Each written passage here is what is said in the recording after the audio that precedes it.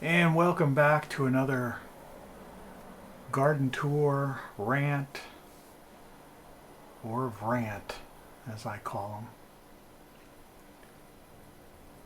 Closing in here on the zucchini. You can see you got a couple growing. It's really the only one producing now. I had two of them go bad on me. There's the apple tree. It's now taller than I am. You saw that video before last month where it was up to my neck. Now it's over the top of my head. It's crazy. Look at the growth. We had a torrential downpour yesterday. Flooded part of my garage slash workshop slash garden place. Anyway, I've got a butternut squash growing like crazy on the side there. I only got one out so far and it was pretty small. I picked it because the birds from this bird feeder that's coming up, they go under it for shade sometimes, and they've like disturbed the stems, the rooting parts of it. As you can see along the fence, so much stuff going on. Crazy Rose of Sharon, a maple tree I decided to plant there just because I don't like lawns, and I'm hoping between my apple trees and other trees, which I'll try to keep trimmed down, and these Rose of Sharon bushes or hedges, whatever you want to call them, that I just won't have to worry about manicuring a lawn. That's another little apple tree there in that cage. Planted that from seed this year. That's not doing too well over there. I think it's a soil or water issue underneath the soil. Though there's one right about where I'm standing, which isn't going to be in this video, that's already twice the size of that one. That's the one I'm hoping it's going to be the companion for my other apple tree for pollination. This video is going to be a little bit shorter than the previous ones, so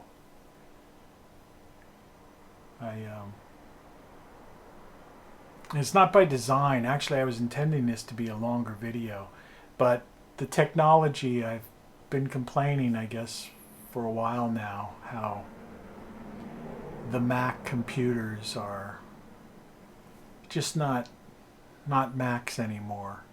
I mean, I guess maybe if you spend $5,000 or $10,000 and soup up one of their machines, you could get decent performance. But at those prices, you could almost build your own,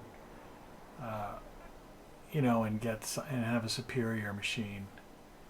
Nothing like the old Macs. And the sad part about it was none of this was necessary because everything was working just fine. I feel like those little jumps there, I don't know what they're caused by. That's like a glitch.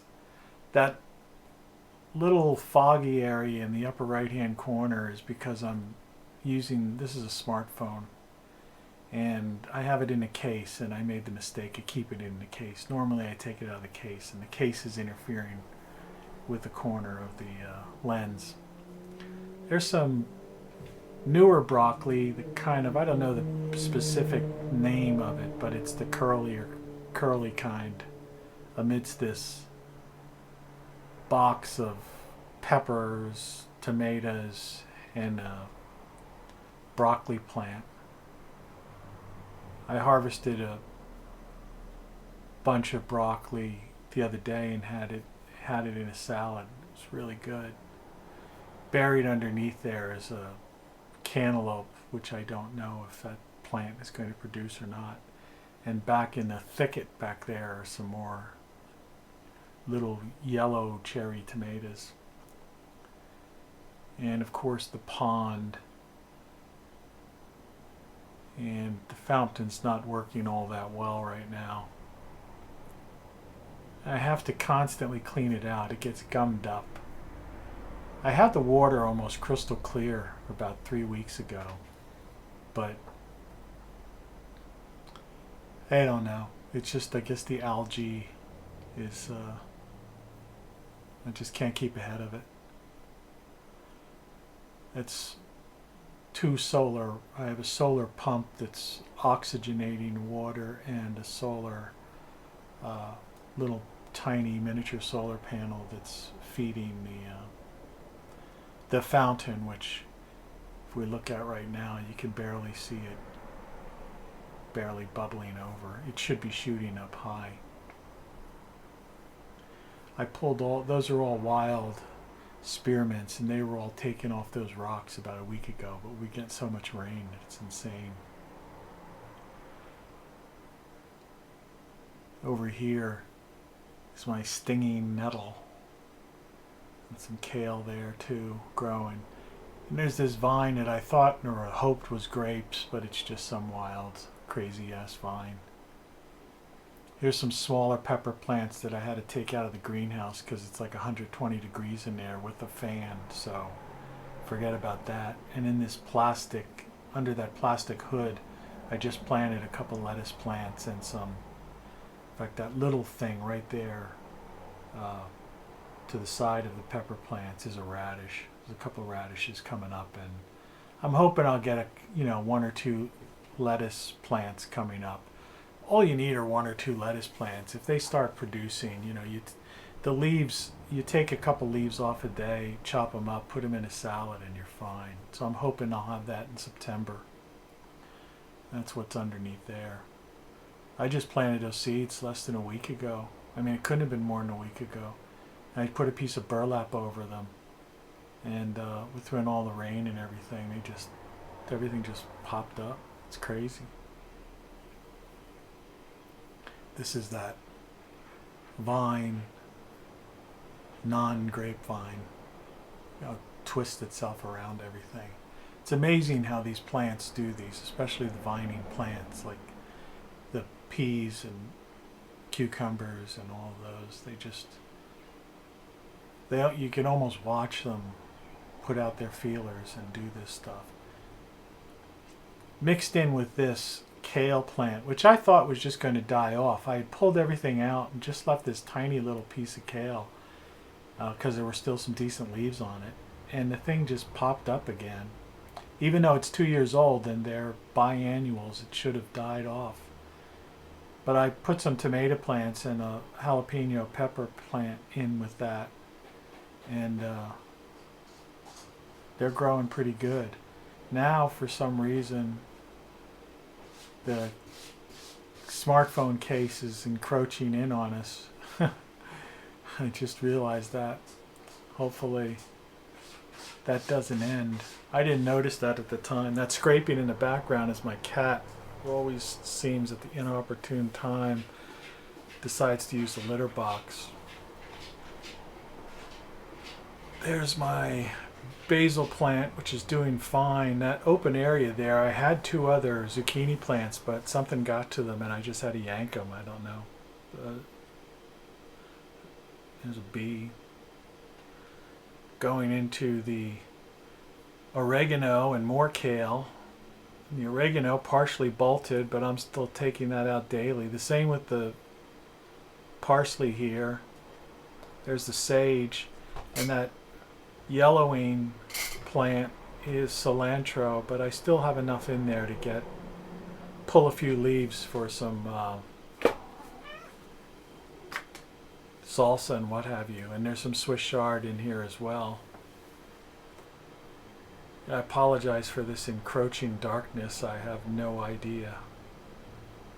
I didn't notice that when I was filming this. It's crazy. But we're seeing what I wanted to see anyway, so that's cool. And in here, so you can see that the massiveness of this kale plant. I have some sunflower seeds that the bees have just basically worked. All the leaves are wilted now. I believe they're all they've pollinated them all or did whatever they had to do. I pulled 2 giant ones off the top and scraped off what was there, and what was left looked to me like sunflower seeds. So it's the end of that. And then in this little wild patch back there's carrots and some other things growing, and those browning leaves over there are potatoes. And I already accidentally, when I was weeding, noticed that I've got potatoes there, so I haven't harvested them yet, but there's potatoes in here. And these are some more pepper plants. I'm hoping that over the next 60 days, these plants that'll be enough time for them to produce for me. I think it should be. That was just a repurposed piece of a crate I used to get in there and work that. So it's not much of a rant this week. Sometimes you ever just think like you've said all you need to say. Like I've written these basically 6 books. There was a 7th one this year. It was like a calendar planner with a couple of essays and some lyrics to my beat poetry songs, which I think you should listen to.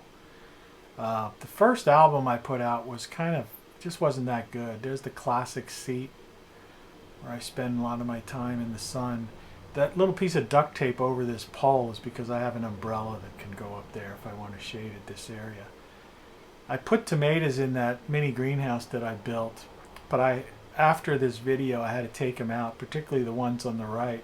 It was 120 degrees in there and they were like literally baking. I couldn't believe it. And then here are some more pepper plants and Swiss chard with some parsley in the background. I've already got a few jalapenos off of these. Anyway, that's pretty much it. The flowers we saw with the bees last week, they're still at it. And my one remaining big tomato plant and a pepper plant and mint. So that's all, folks, for this week. And I invite you to, I've apologized for all these effects that are just weirdness going on with the camera and computer. I have no idea. But anyway, check out my website, Rockflux. And here's one of my songs. Enjoy.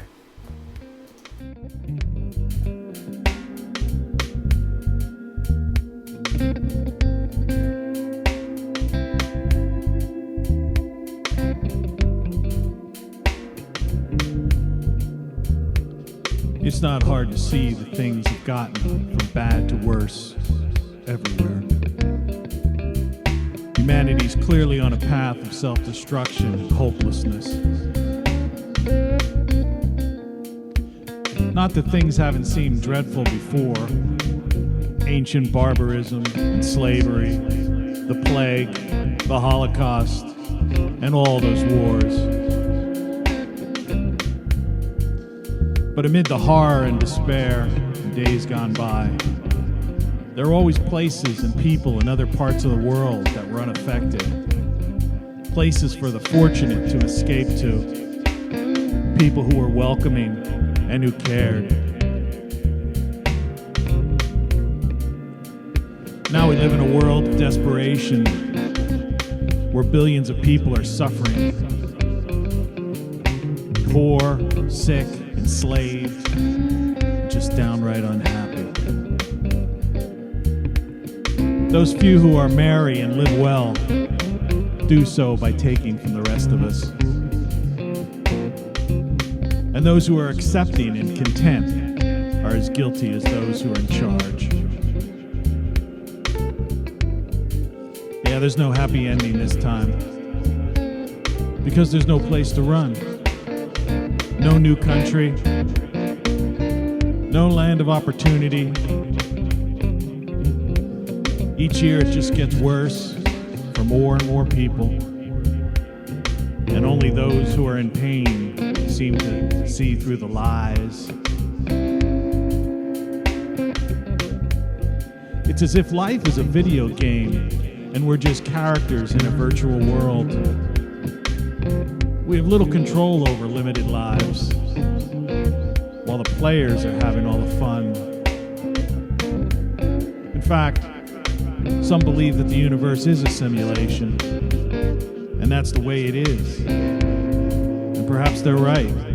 But now that we are starting to realize that it's all a game, the game is about to end.